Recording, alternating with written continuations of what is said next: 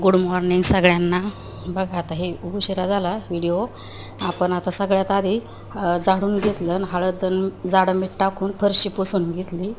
आणि त्यानंतर आता बाहेरचं उरकायचं आहे, तुळशीचं काम पारूसं. हे बघा आता आज शनिवार रक्षाबंधन असल्यामुळं दर शनिवारी हळद आणि जाडं मीठ टाकून फरशी पुसते, म्हणजे निगेटिव्ह ऊर्जा जी असते ती बाहेर निघून जाते.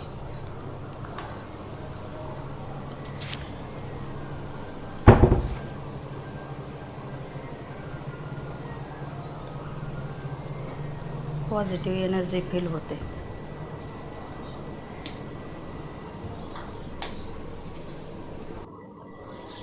हे बघा आता तुळशीपाशी आपण रांगोळी काढली, तुळशीला पाणी घालून घेतलं, पूजा करून घेतली.